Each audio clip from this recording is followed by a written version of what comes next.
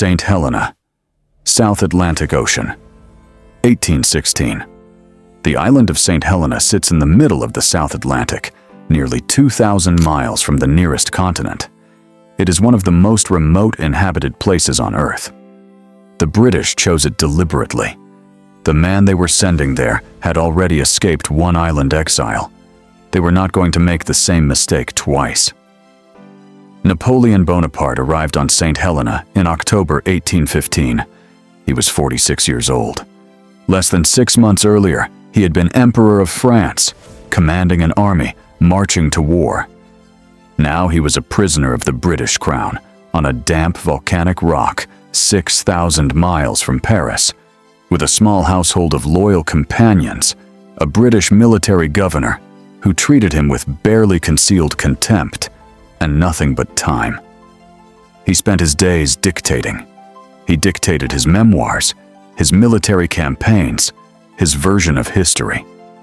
He shaped his own legend with the same strategic intelligence he had once applied to battlefields, presenting himself as the heir of the French Revolution, the defender of law and equality, the man who had been brought down not by his own ambition, but by the fear and jealousy of lesser powers. The story he told was not entirely false, but it was not entirely true either. The full truth, as it always is with great and terrible figures, was considerably more complicated.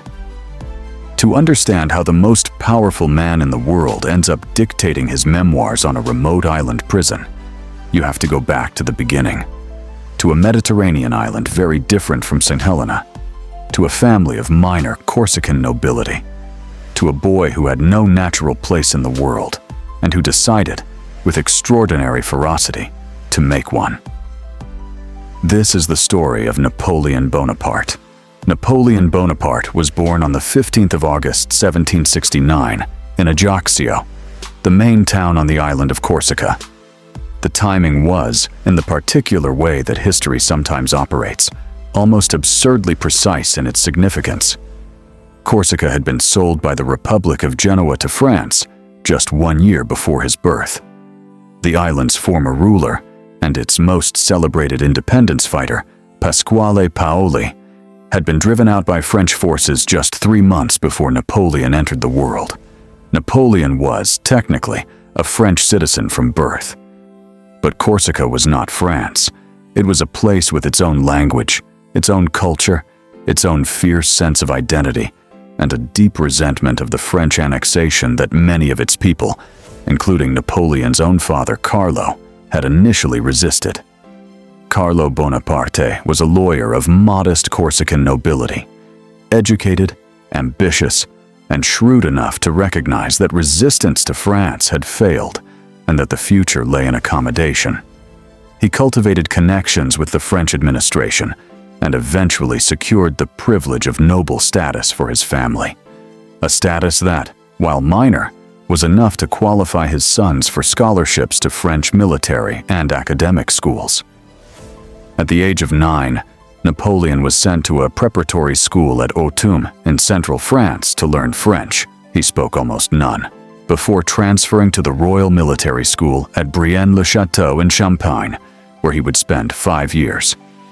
He arrived speaking French with a thick Corsican accent, mispronouncing his own name in the French fashion, knowing no one, and separated from everything familiar. He was bullied. His accent was mocked. His name was mangled. His Corsican background made him a target. The other boys came from established French noble families with connections and ease. Napoleon had neither. He responded by doing what would become his defining characteristic throughout his life. He turned inward, applied himself with ferocious intensity to what he could control, and waited. He excelled at mathematics, with a brilliance that impressed even his skeptical instructors. He read voraciously: history, biography, geography, military theory. He was fascinated by great commanders: Alexander, Caesar, Hannibal. He took notes. He analyzed. He memorized terrain from maps the way other boys memorized card games. In 1784, aged 14, He was selected for the prestigious École Militaire in Paris, the elite military academy that trained France's officer class. He arrived there with a chip on both shoulders and a point to prove, and he proved it within a year. He completed a 2-year course in 12 months, graduating 42nd in a class of 58. Respectable, but remarkable, given that most of his classmates had spent twice the time preparing. He was commissioned as a second lieutenant in the French artillery in September 1785. He was 16 years old. For the next several years, Napoleon's career was unremarkable. He shuttled between garrison postings in provincial France and extended trips back to Corsica, where his family remained. He read constantly: philosophy, politics, history. He wrote long essays and pamphlets on Corsican history, still nursing the idea of himself as a Corsican patriot. He idolized Paoli, the exiled independence leader, and wrote to him as a hero. And then, in 1789, the world changed. The French Revolution erupted with a violence and speed that nobody, including those who started it, had anticipated. Within months, the monarchy was paralyzed, the aristocracy was fleeing, the church was under assault, and France was at war with half of Europe. The old order that had defined Napoleon's world, the world of royal academies and noble commissions and polite social hierarchy, was being demolished around him. For a young officer from a minor Corsican family with no inherited connections, no family wealth, and no social advantage, this was not catastrophe. It was an opening. Napoleon's relationship with the French Revolution was complicated from the start. He was not its ideologue. He was not a man of deep political principle in the way that the revolution's architects imagined themselves to be. What he was, and what the revolution rewarded above almost everything else, was competent. Extraordinarily, almost incomprehensibly competent. In the chaos of revolutionary France, the old officer class, aristocrats who had held their commissions by birth, had largely emigrated or been purged. The army desperately needed officers who could actually fight. Napoleon could actually fight. His first significant break came in the summer and autumn of 1793 at the Siege of Toulon. The city, France's most important Mediterranean naval base, had been seized by royalist rebels and handed to a combined British and Spanish fleet. French forces were besieging it, but making no progress. A senior artillery commander was wounded, and Napoleon, then a 24-year-old captain with a reputation as a capable artillerist, was given command of the siege guns. Napoleon's solution was elegant and devastating. He identified a promontory overlooking the harbor, a position his predecessors had ignored, and argued that if French guns could be placed there, the British fleet would be forced to withdraw or face destruction. He was right. After weeks of hard fighting to take and hold the high ground, French artillery opened up on the harbor. The British fleet sailed away. Toulon fell within days. Napoleon was promoted to brigadier general on the spot. He was 24 years old. A year earlier, he had been a lieutenant in a garrison nobody cared about.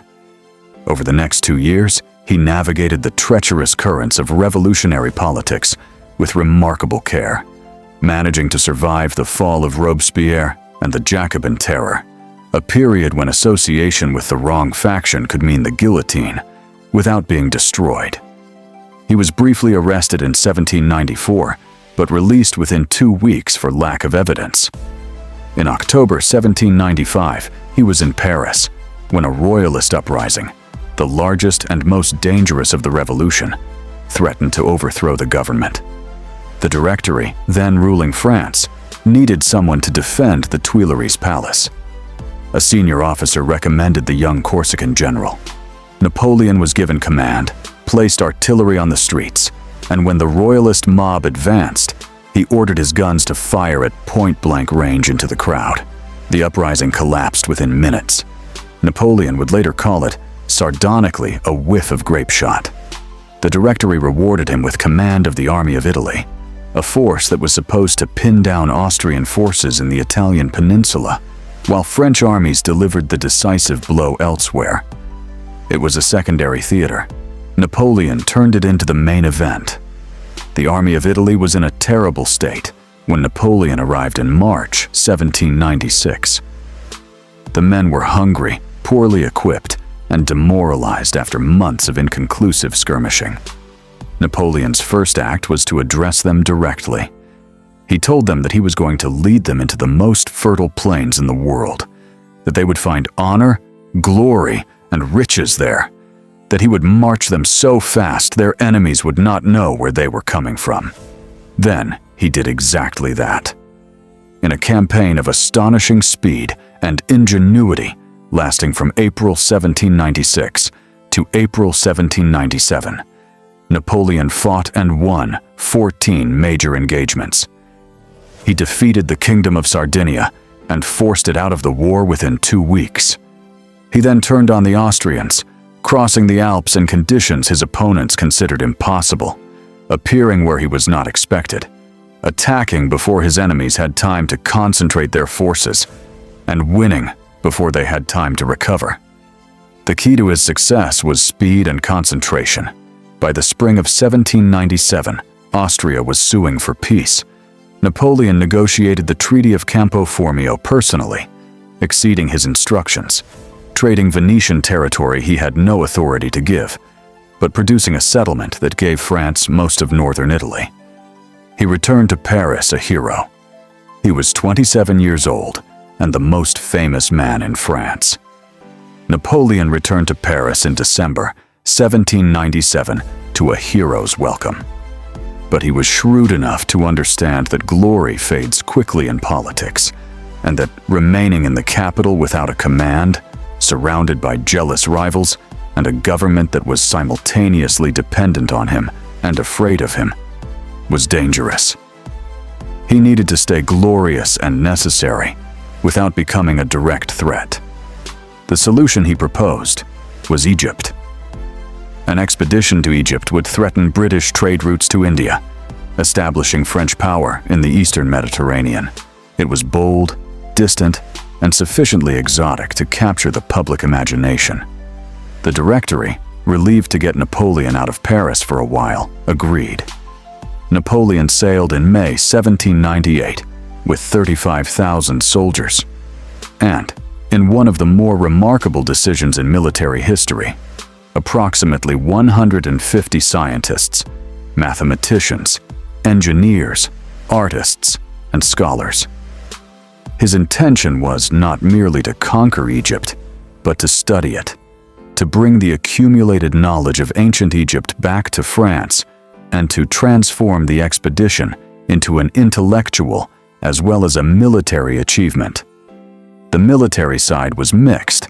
Napoleon defeated the Mamluk forces at the Battle of the Pyramids in July 1798 with relative ease. But 12 days later, the British Admiral Horatio Nelson destroyed the French fleet at anchor in the Battle of the Nile, trapping Napoleon's army in Egypt without supply lines or a way home. An attempted invasion of Syria ended in failure at the Siege of Acre. Disease ravaged the army. Napoleon's strategic situation was increasingly untenable. The intellectual achievements were, by contrast, extraordinary.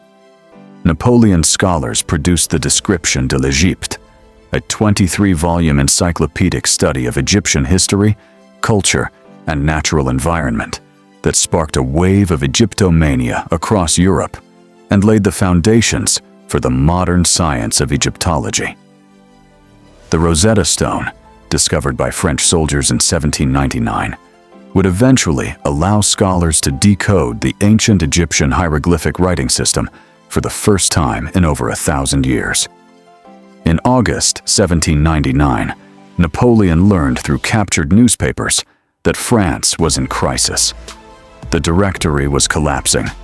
A coalition of European powers had reversed French gains in Italy and Germany. The political situation at home was chaotic. Napoleon made a decision that shocked even his closest companions.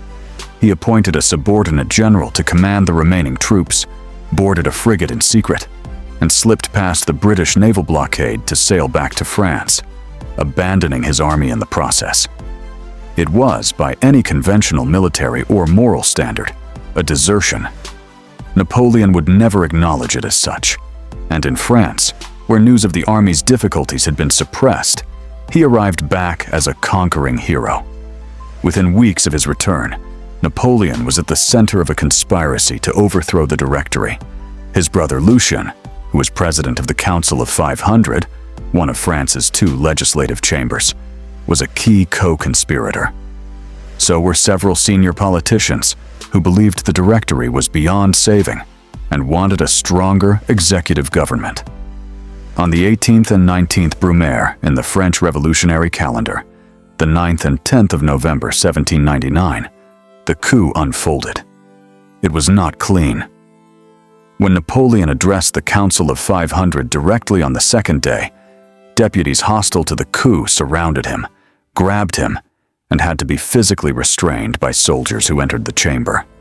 Napoleon, by several accounts, nearly fainted. It was his brother Lucien who saved the situation, riding out to the soldiers guarding the building and telling them the deputies were attempting to assassinate the general. The soldiers entered. The deputies fled out of the windows. The coup succeeded. Napoleon emerged as first consul of France. It was, in everything but name, a dictatorship.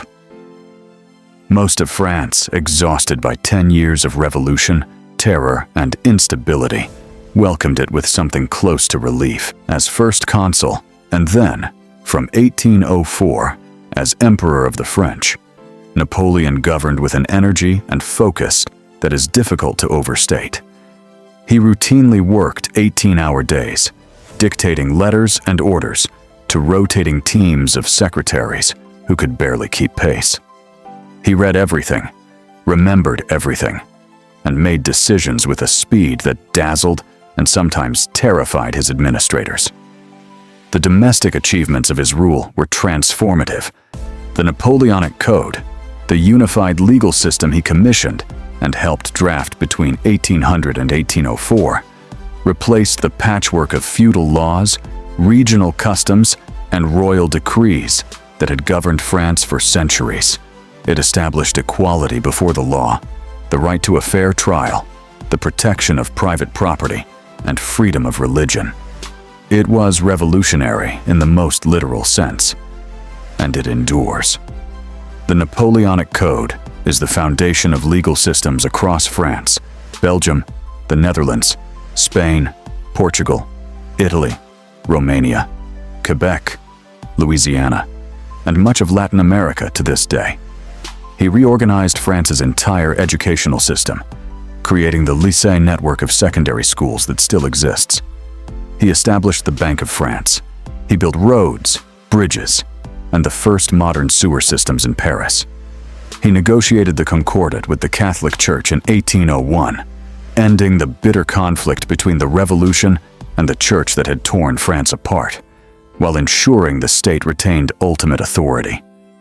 On the military side, the years between 1805 and 1809 represent the zenith of Napoleon's achievement, a period of campaigning that has no equal in the history of European warfare.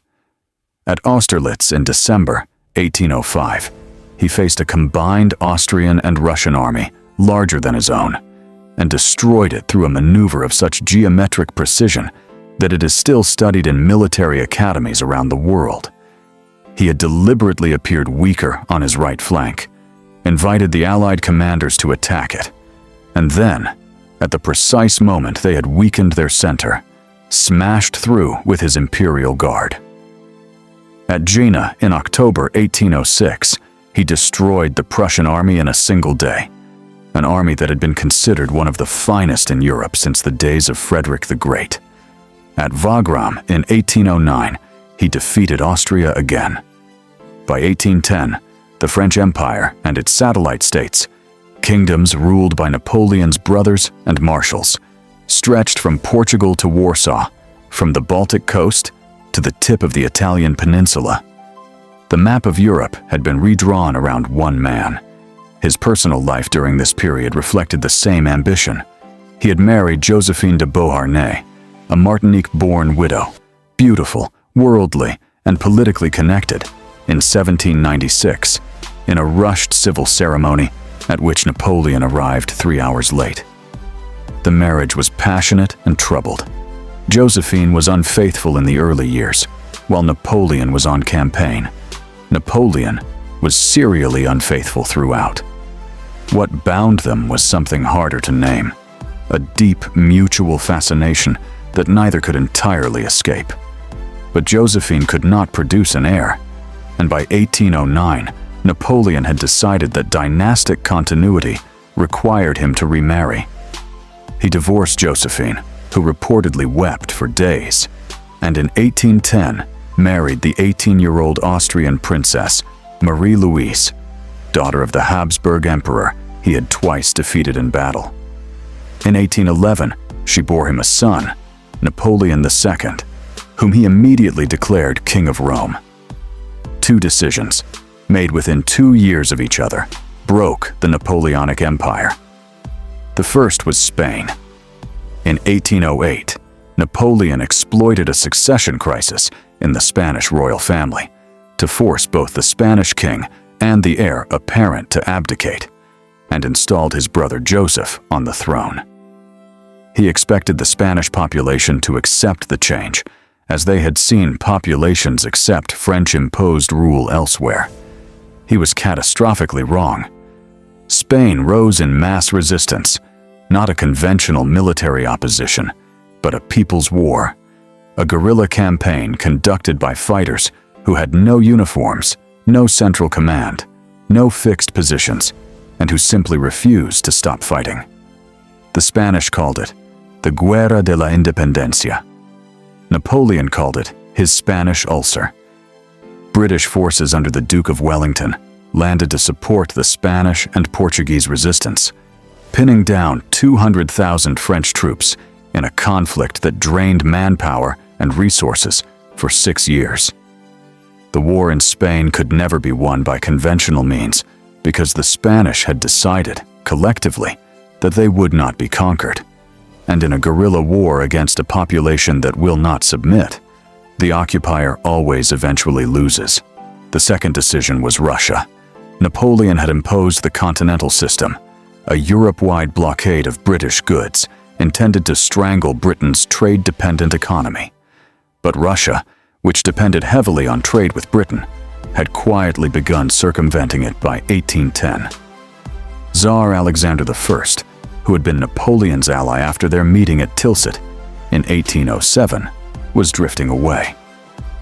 Napoleon decided that only a decisive military demonstration would bring Russia back into line. In June 1812, Napoleon crossed the Russian border with the Grande Armée, the largest military force ever assembled in European history to that point, numbering approximately 600,000 men drawn from across the empire and its satellite states. It was a coalition force, French, Italian, Polish, German, Austrian, Prussian, and its sheer scale was a measure both of Napoleon's power and of the logistical nightmare that followed. The Russians retreated. They refused the decisive engagement Napoleon needed. They drew the French deeper into their territory, stretching supply lines beyond all rational limits, trading space for time. Horses died by the tens of thousands. On roads the army had stripped bare of food. Men died of dysentery, heat, and thirst before a major battle had even been fought. The one major battle, Borodino, fought on the 7th of September 1812, was the bloodiest single day of the entire Napoleonic Wars. Approximately 70,000 men were killed or wounded in a single day of frontal assaults across a narrow field. Napoleon, unusually, held back his imperial guard, his finest reserve, from the decisive moment, failing to deliver the knockout blow that might have ended the campaign. The Russians withdrew in good order. The road to Moscow was open, but the Russian army was not destroyed. Napoleon entered Moscow on the 14th of September 1812 to find it largely empty. The Russian governor had ordered the evacuation of the population and the burning of the city's supplies. That night, fires started across Moscow, set by Russian patriots rather than surrender the city's resources to the French. Napoleon watched the city he had marched 2,000 miles to capture burn around him. He waited in the ruins for 5 weeks for a peace offer that never came. Then, in mid-October, the temperature dropped. Napoleon ordered the retreat. What followed was one of the greatest military catastrophes in history. Of the approximately 600,000 men who had entered Russia, fewer than 100,000 returned to the border in any condition to fight. The rest were dead, killed by Russian winter, starvation, disease, and the relentless attacks of Cossack cavalry that harried the retreating columns every mile of the way.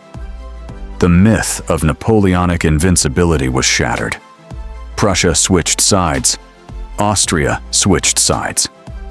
At Leipzig in October 1813, the Battle of the Nations, the largest battle in European history before the First World War, over 500,000 men fought over 3 days. Napoleon was decisively defeated and forced to retreat into France itself. By March 1814, Allied armies were entering Paris. On the 6th of April 1814, Napoleon abdicated. Napoleon was exiled to Elba, a small island off the Italian coast, and permitted to rule it as a tiny sovereign principality with a miniature army and court. The Allied powers, in their generosity or their misjudgment, left him too close, too comfortable, and too well informed. In February 1815, with 1,000 men, he landed in the south of France. The king sent troops to arrest him. When the soldiers reached Napoleon on the road, he stepped forward alone, opened his coat, and invited anyone who wished to shoot their emperor to do so. They joined him instead. City after city welcomed him back. By the time he reached Paris, Louis XVIII had fled, and Napoleon was emperor again, for 100 days. At Waterloo on the 18th of June 1815, the final confrontation came. Napoleon attacked the Duke of Wellington's Anglo-Dutch army before Prussian reinforcements could arrive. But the attack came late. The Imperial Guard was repulsed. And when the Prussians arrived on the flank, the French army broke. Napoleon fled on horseback. Within days, he surrendered to the British. This time, there would be no island close to Europe. He was sent to Saint Helena, where we began, and where he died on the 5th of May, 1821, aged 51. The cause was almost certainly stomach cancer, though controversy over the possibility of arsenic poisoning has persisted among historians. His remains were returned to Paris in 1840 and interred at Les Invalides with ceremony of extraordinary grandeur. Hundreds of thousands of Parisians lined the streets. Old soldiers who had served under him wept. The Napoleonic legend, carefully constructed in those final years on Saint Helena, was already taking on the quality of myth. The debate over Napoleon's legacy is one that 2 centuries have not resolved and probably never will. He was the man who gave France, and through France, much of the world, a legal code built on equality and reason that endures to this day. He modernized administration, education, and infrastructure wherever he ruled. He spread revolutionary ideals across a continent still governed largely by inherited privilege. He was also the man who restored slavery in French colonies after it had been abolished by the Revolution, a decision that led directly to the Haitian Revolution, the only successful slave revolt in history, and the deaths of tens of thousands. He was the man who sacrificed hundreds of thousands of lives in wars that served his ambition more than France's genuine interests. He was the man who left France after 2 decades of his rule, smaller, weaker, and more bloodied than he had found it. He was a man who genuinely believed in rational governance and the rights of citizens, and who made himself an absolute monarch, a man who claimed to be the child of the revolution, and who executed its ideals whenever they conflicted with his power. A progressive and an autocrat, a builder and a destroyer, a genius and a gambler, who in the end gambled everything and lost. Napoleon Bonaparte was not simply a general or an emperor. He was the hinge on which the modern world turned. The Europe that emerged from the Napoleonic Wars, reshaped, nationalist, legally reformed, and burning with new political ideas, was the Europe that would build the next 2 centuries. His shadow falls across all of it. Thank you for watching Biographia. If this documentary gave you something to think about, please subscribe. A new biography is coming very soon. Leave a comment below telling us who you would like us to cover next. We read every single one,